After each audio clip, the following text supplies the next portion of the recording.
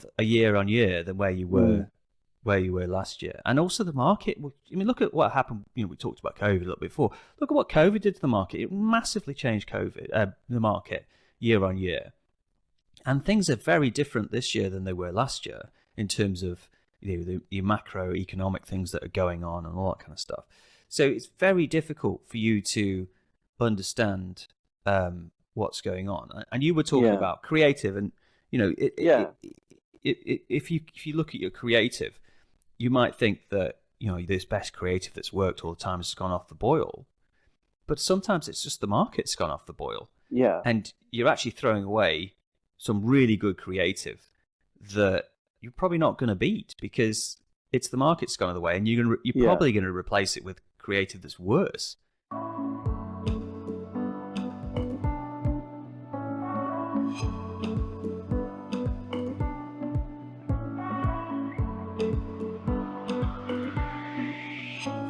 Good morning, Ian. How are you? I'm okay. I'm good. Good. No, just making sure you've got your microphone in front of your face, because you got really cross with me because I didn't tell you that your microphone was. It was over here. It was over there, and I had to like turn it up really loud so we could actually hear it. But no one complained, but it actually sounded pretty bad. No? Yeah.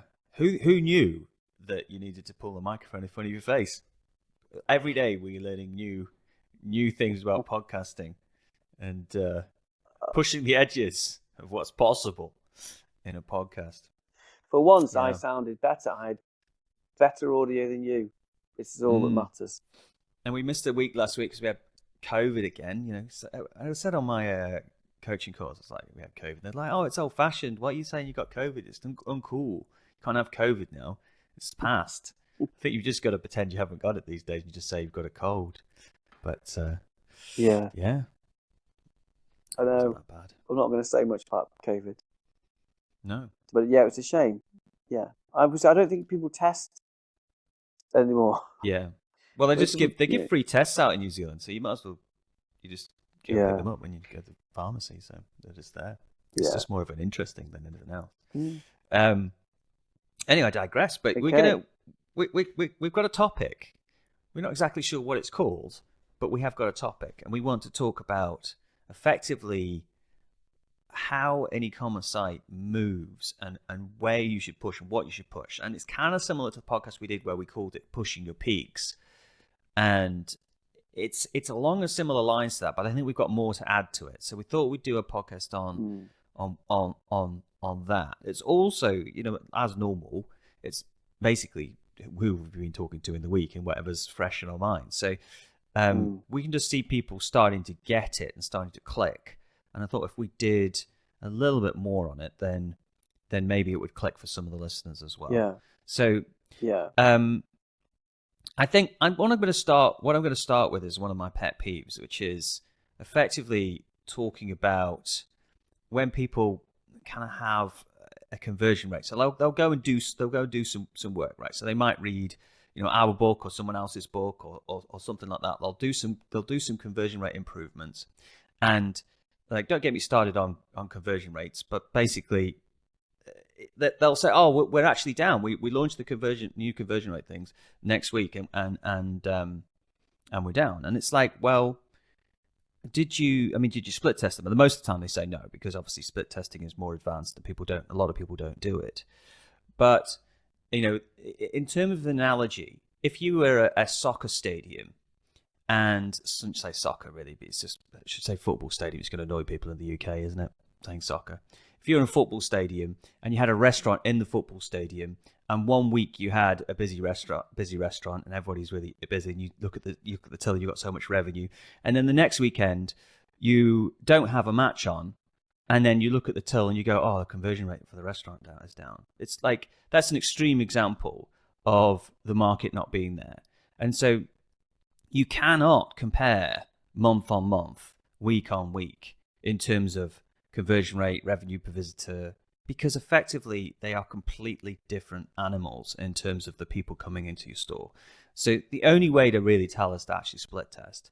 But I mean, probably more likely year on year is going to be more interesting for you to actually look at in terms of what's going on. But even then, you are probably, if you are, like most of the people we're working with, you're going to be a completely different beast a year on year than where you were last year. And also the market, I mean, look at what happened. We talked about COVID a little bit before. Look at what COVID did to the market. It massively changed the market year on year. And things are very different this year than they were last year in terms of the macroeconomic things that are going on and all that kind of stuff. So it's very difficult for you to understand what's going on. And you were talking about creative, and if you look at your creative, you might think that this best creative that's worked all the time has gone off the boil, but sometimes it's just the market's gone off the boil. Yeah, and you're actually throwing away some really good creative that you're probably not going to beat because it's the market's gone the way, and you're probably going to replace it with creative that's worse. Statistically. So it was kind of talking around that. So did you want to introduce that? You've just done it. You've just introduced it. But I will try. So I mean, some businesses are. There are some e-commerce businesses that don't seem to have any seasonality to them. They seem to be quite steady, but that's rare. That's really rare. Most of them have fluctuations in the market due to market conditions, and it's happening right now. And I think why it's of topic is because we're coming into the holiday period. We've just had like 2 weeks off school holidays.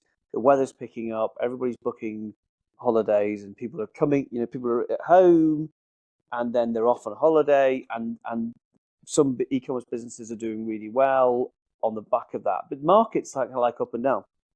And so what you were saying before is that you can't just look at 1 week versus last week, or 1 month versus last month, and go, oh my God, we're down, everything's broken.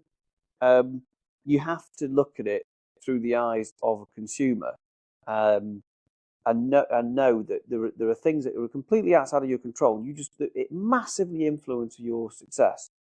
And there's two elements to it, I think, that's really hit home.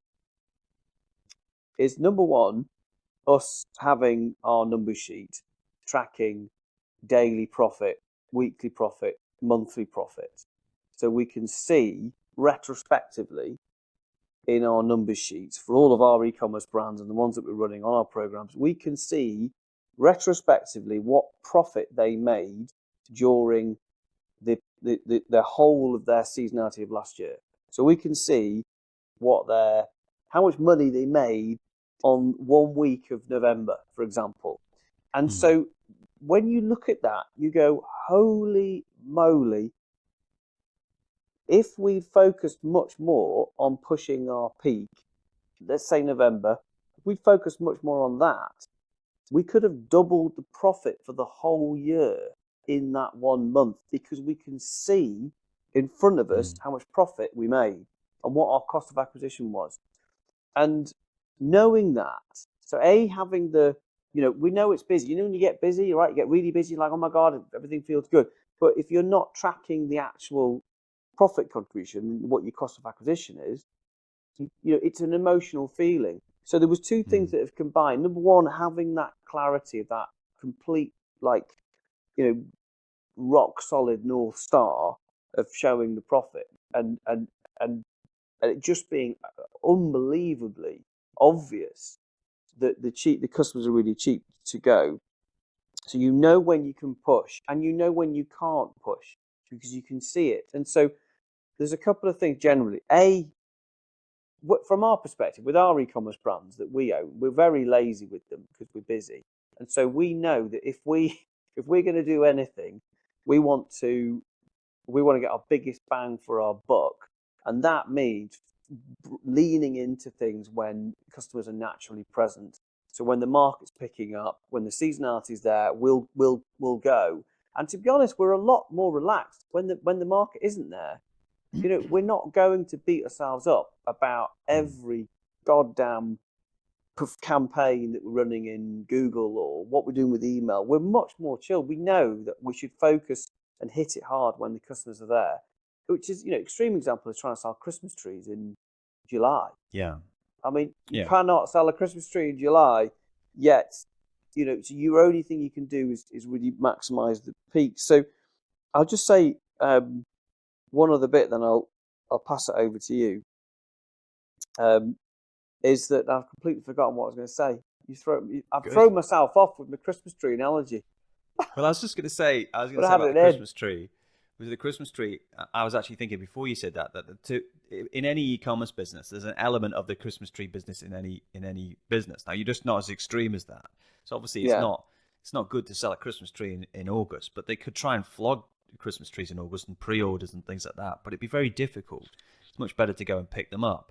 But there is an aspect of seasonality to pretty much every e-commerce business that I've ever been involved with. Even business to business, like when it's a holiday season, they just completely shut, so shut down. August, it's like the opposite of it. And so you've got to understand, like, with that football stadium restaurant analogy, when the customers are there, you can really make money. And other times you can't. And it's if you so think much about easier. it as sorry to say, that's what I was going to say. Going back to it. It's so much easier to make money. The footballer stadium is a key one. It's like you basically said that if you've got a restaurant next to a football stadium, your energy is best spent to influence to get the most revenues when the football game is starting and it's finishing, isn't it? Alternatively, you could stand outside your restaurant, dumbfounded when there's no football game on, and and what you're going to do? You're going to be an absolute busy fool, and you're going to waste your time because you're not going to be able to move the needle. And that's what's happening with e-com, is that we become obsessive over when things don't work. We just become ridiculous. We analyze every single campaign, everything that's going on with the dev, everything that's going on with email, all the channels. And actually, it often sorts itself out, doesn't it? You go through these cycles. Yeah. You And can it's be very, busy. very You easy can to be fall into busy that. into things that don't need fixing in an e-commerce business very quickly, and it's almost like having, like, imagine you had a bank account. Now, we normally think of a bank account and it gives us an interest rate of 4% every year or something like that. But an e-commerce site is almost like where the interest rate, the return on investment, changes every week, every month. And so if you might have a period of time where the return on investment in the business is 30%, and then the rest of the year it's 5%. Why would you not invest all your money during the 30% time and actually make out like a bandit? Because that's what's actually happening, is that interest rate, that the return on investment you're getting from the machine is changing all the time. And really, when you're in your other periods, you actually want to build the machine so that actually it can go faster during your busy times. So, I mean, I recently taught the level 2s about offer architecture, and I was talking about the different models that they use. Now, you've got the model where most of the people that sell between 1 and 2.5 times a year are kind of like in your push to peaks kind of model, where you do 2 or 3 big sales a year, and obviously one of them is the Black Friday and maybe your Boxing Day sale or those kind of things, or your mid-season sales. It's slightly different if you've got a customer where they're in the market for a short period of time, and once they've decided that they're going to buy. So, like, think of like this floor in here. Like, when I was looking for a floor for the studio, I'm not in market for flooring all year round. I'm in market for flooring when I want to buy it. So there's no point having a Black Friday sale where I get all my profit coming through, because by the time the Black Friday sales, if I'm looking in March, I've already bought my floor. So effectively, sometimes in those businesses, you have to create your busy times. You have to create the times when the business is busy yourself, because you can't necessarily, there's not always the time to wait for a natural event where the customers are interested. Now, Mm. that's not to say that those, like if I was running a flooring business, it's not to say that I wouldn't do very well on Black Friday, because it's a natural event that will flush people out during that time. But a lot of the people that you picked up in March looking for floor will have already sorted it. They'll have already done it. And so you have to... Here's what I would do. Sorry, because you remind me, Jim, because I think from a practical perspective, this is what I would do if I was listening to this right now. What we're essentially saying is, if you want to grow your e-commerce business, it makes sense to focus on when they're buying Christmas trees. As an extreme example, basically push them harder. So I would look historically, I'd look back last year, last 12 months, and I'd go, when was our highest conversion rate? When was our highest traffic? When was our lowest cost of acquisition? Or in other words, when was our ROAS really high in our in-platforms? So you'll all have that information. Even if you're not doing the number sheet with the blended ROAS and the CAC and all the rest of it, you'll know what was your traffic month on month, what was your conversion rate month on month, and what was your overall return on ad spend month on month. Everyone will have that now. So you can see straight away, we do really well in June, for example, because everyone's getting ready to go away. You'll see it. And so you can either see it, in which case like that, and in their case, you can say, rather than just waiting for that to happen and not doing anything about it, how can we push this harder? So you're thinking about what email campaigns you can get ready, what campaigns you're going to push on Facebook, what you're going to do on Google. What's your site going to change? Are you going to do a homepage banner to push these things harder? So very, very basic, not anything fancy, no fancy like amazing creative. Just go, how can I take advantage of this natural peak? Very, very simple stuff that people were doing a long, long, long time ago in retail for many hundreds of years. The second thing I'd say, though, is that if you can't see it, if you can't look back and see a seasonality, the only thing you can do is be waiting, primed to go harder. So, and that's why the discipline of tracking your daily numbers, looking at your overall ROAS and seeing it every day, and maybe, you're looking at an average of the last 5 days. It depends on the length of time to buy. But if you're tracking it daily, you're looking and you're already going, so in the same way that people can freak out and go, oh my God, my sales have dropped off, my conversion rate's gone, my ROAS has plummeted. In the same way, you do the opposite. You can see it coming back up, because these dips are happening like this all the time.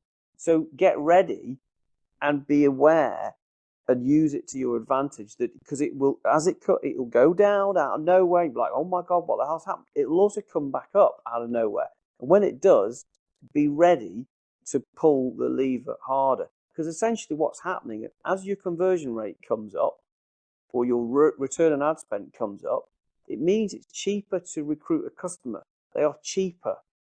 So do you want to recruit customers when they're cheap, or do you want to wait until that's gone and then they're expensive again? You want to get them as many as you can. So you have to be ready. You can't look at it retrospectively. That's what I would do. And I think tip there. A good way to think about it is, if you go and look at last year's figures, and then you look at it objectively and say, if we knew exactly what we were doing based on what we had at that time, how could we have made more money? How could we have made more profit? What could we have done differently? And then you would have gone, oh, well, probably I wouldn't have spent in February because the return was really bad. I would have spent that money in July because that was, I would have moved that there. That would have probably given me a return of X. I would have done this. And then you've got to say, well, how would we know that we were in a similar position this year? Like, how do we know when we should be pushing? What happened to tell us that was about to happen? What happened on the drop by drop report, which is one of our tools that we use to kind of guide it? And I think it takes me back to when you and I used to sail as kids, and we used to do sailing and used to have to watch the wind, and you kind of knew where the wind was coming from, but you had to look at the surface of the lake to see when the gusts were coming, and then you could move the boat into the gusts, and you could actually overtake people. And effectively, that's like running an e-commerce site. You know the gusts are going to come. You just got to spot them and move to them and take advantage of them. And sometimes you just find yourself in a gust and you go, right, we need to make the most of this. And then sometimes it's quiet and the boat's not moving at all. And you just have to kind of wait. And that's it. You don't kind of like exhaust yourself sitting in a boat that's not moving, running up and down, freaking out. You just kind of go, it's time to just relax a little bit and maybe fix something on the boat that needs fixing when the boat's calm. But the rest of the time, you can't do much. Yeah, it's so true. It's so true with ecom that these natural gusts come, and the only thing you can really do is take advantage of them whilst they're there, because they're going to drop. And honestly, I think having that, it comes back to when we were going back in the day 10, 20 years ago. Lots of companies we worked with did direct mail, didn't they? They did the brochure drop, they did the drops, which is obviously why we came with the drop by drop theory, because they would do these big brochure drops, and they'd committed, like they'd done the design, they'd done the brochures, they'd sent them out, and literally they couldn't do anything. But wait, they couldn't change the spend, and when it came to online, we could change the spend very, very quickly. We could do something about it. And so we had to get into the position that we could see if the conversion rate and the momentum of the market was there, and pounce on it. And so much of it was down to, it still is, so much of it is down to market conditions, like the weather, like when the bank holiday weekends have fallen, when school holidays break up, what's going on, what events, is the World Cup on? There's all sorts of things that are happening all the time that massively influence our, like it does with all retail, any retail person on the high street will tell you that they are massively influenced by events that are happening in and around the city. I mean, I'm in Manchester right now, and there's Taylor Swift will be playing a concert, and the Man City will be playing football, and and it's like it's rammed. Manchester is rammed, and then the next night it'll be really quiet because no one's here, and so that's no control over. The retailer can't control that. All they can do is take advantage of it and spot it, and make sure that. And it's the same with e-commerce. And for some reason, we all think with e-com that every customer is going to behave the same way that they did last week, and it's something wrong with the site, and it's completely and utter nonsense, isn't it? That we are just shopkeepers who happen to have an online store, and it's exactly the same as a shopkeeper who had a shop 100 years ago. I was just thinking, I think that the reason it feels so natural to us, and I was watching a really interesting interview by Manish Pabrai. Manish Pabrai is one of my favorite investors. He's done a 2-hour interview on YouTube. I recommend people watch it if they're interested in investment. And one of the things he says at the beginning is that the thing that people do between the ages of 11 and 20, the brain's not growing as much as it was between 0 and 11, but between 11 and 20, whatever the brain does during that period is what it specializes in. So like if you'll find a lot of the best investors and a lot of the best entrepreneurs during that period of 11 to 20, they're actually quite entrepreneurial already. So like Warren Buffett, for example, started his first business at age 10. And he was like, by the time he was 20, he kind of knew exactly what he was doing with business. He really understood it. And like, if you look at what we were doing during that time, mum and dad were running the retail shops, and there was nothing harder than a bakery. So I was watching a really interesting interview by a guy called Manish Pabrai. He's one of my favorite investors, and he's a kind of Warren Buffett disciple, done very well. When he first started out, he had $1 million, and he got like a 70% return over 5 years and turned it into like 14 million. And it's like, God, that's insane. Anyway, he did a 2-hour interview, and it's on YouTube, and I recommend people watch it if they're interested in investing. And one of the things he was talking about was how he picks good company managers. And he said that between the ages of 11 and 20, the brain is very plastic, and the way that the brain evolves is effectively whatever it does during those periods, it specializes. So it specializes in certain things. So what he found is that people who ran the best companies were entrepreneurial between the ages of 20. People who were the best musicians were the musicians who did a lot of music during those periods. And like those things that you do between 11 and 20 kind of match your brain to what you're going to be good at in later life. And I was thinking about the reason that we find forecasting so intuitive is because we grew up in a bakery with mum and dad, and the thing that they used to talk about the most was forecasting and about what to bake the next day to actually get the most revenue out of the business. And I remember seeing at the end of the day when they got it wrong, they have these big black bin bags full of bread loaves. Do you remember that? And it's like something went wrong. And so I think that without realizing it, during that time between 11 and 20, we were basically getting a masterclass in forecasting in probably one of the most difficult businesses to forecast, which is a business with a perishable good. And so we would think about what the weather was going to be like tomorrow, what was happening in the town, whether there was, like Alton Towers was doing something. There's all those things that were happening that we were aware of without even kind of noticing it. But and I think that the difficulty sometimes with us is that some of the things that are very intuitive to us aren't necessarily intuitive to other people. And I think that because it's just, you've just been around it all your life. Mm. And so when you see people doing things well, it wasn't until we started coaching did we start to articulate what we needed to tell people and why that was good. And so this thing about the cadence, the forecasting, the ability to push your peaks is one of the kind of key skills in an e-commerce store. Like if we came into one of the listeners' e-commerce stores, we probably wouldn't do that many things differently apart from this.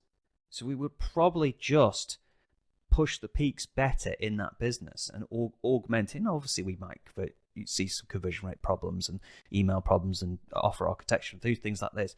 But the biggest thing we would do would be reading the market and understanding when to push and when to pull back, and essentially augmenting that cadence of offer architecture and thinking about the business as a machine with a return on investment that changes it day on day out, and understanding what we could do better. And that's really how it's probably the difference between like an okay e-commerce site and a great e-commerce site is understanding that. I know. I think, to be honest, it's so bloody simple, which is why we know it's right. When you're talking about something that's so obvious, you're looking back, at your peak, your season periods last year, and you're going, oh, well, our cost of acquisition was £20 then, and on average it's been £50. So all we need to do is just get more of the £20 customers, and it's like, yes, that's all you need to do. When the customers are cheap, you need to get more when they're cheap. It's very, very obvious, isn't it? It's not rocket science. It's very, very simple. And so in order to know what your cost of acquisition is, because when you conversion, like I said before, your conversion rate goes up, your ROAS goes up, your traffic goes up, it's cheap to recruit customers. The football game's on, and they're all coming in wanting, high-end chips. It's really easy to make more money then. But you need to have that clarity to see what your essentially cost of acquisition is in those moments, so you can take advantage of it. Because if you're not tracking it, you just kind of go, oh, that was a good period. When you look back at the end of the month, you go, oh, that was good. It was better. And you it's can also really knowing. I think, like I was thinking, what you're talking about. There's that company in America we're working with. It sells clothing, American-made clothing, and when you look at the stats, they're trying to push everything equally, and effectively, like the only one they can recruit on really well is shirts. And why not be a 90% shirt company, made in America shirt company, and do 20 million in that? And like, it's kind of like, well, that's where the market is. That's where customers are cheap. The return on investment in that side of the business is way, way higher. Like, why not ride it? Like, why do we have to do everything else? I'm sure we can have jackets and trousers and stuff, but we'll sell those to existing customers, and that's how it works. And well, it's how you want to recruit customers, isn't it? Yeah.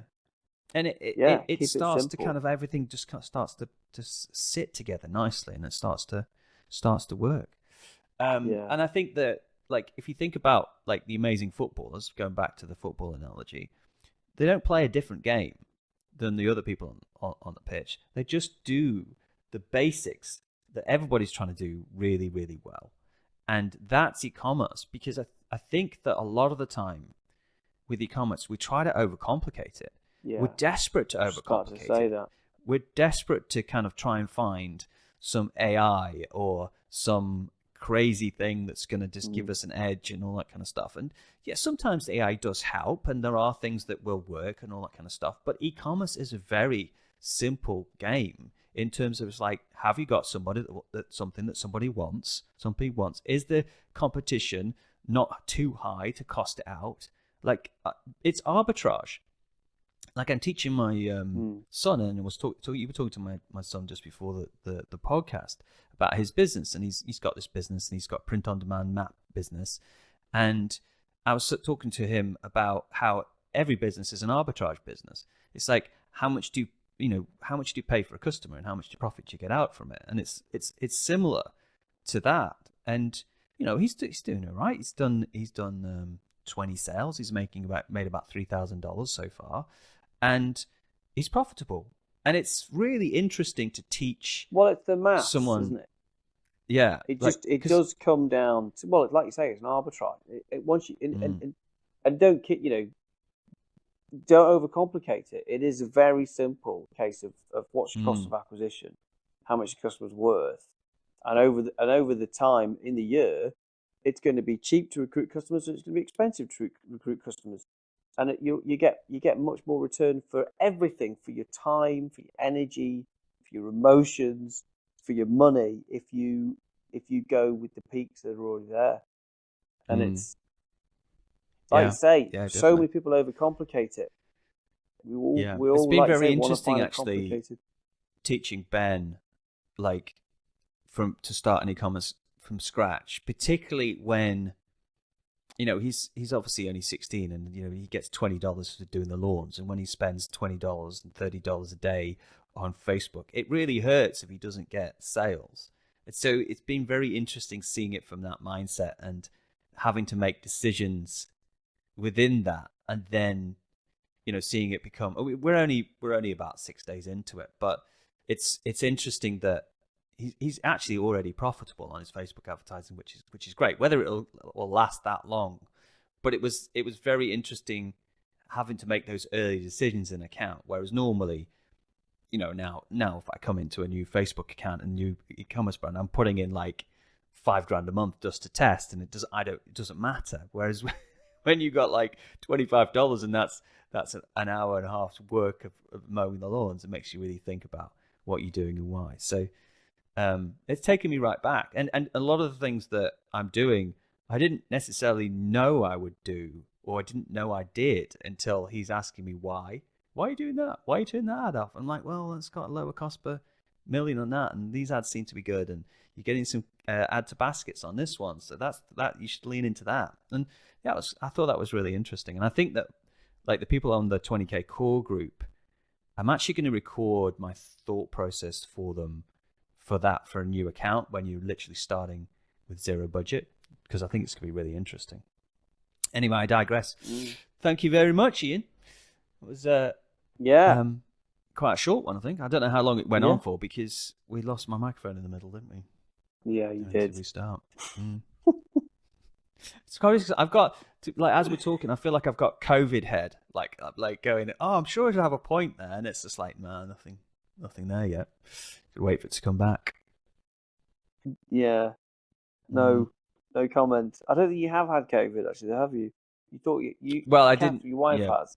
You haven't. Kath had it, and I got Yeah. I got very, very tired on the second day when she had it. Like collapsed. I couldn't move. So I figured I just had it, but not tested. So anyway, Yeah. could be just because I've had to do all the cooking for 2 weeks, and like all the shopping, and it's just pushed me over the edge. Probably what it is. Yeah. Yeah. All Not right. saying anything. I'll speak to you soon. I don't. Thank you very much. Cheerio. Bye, everyone. Cheers. Bye.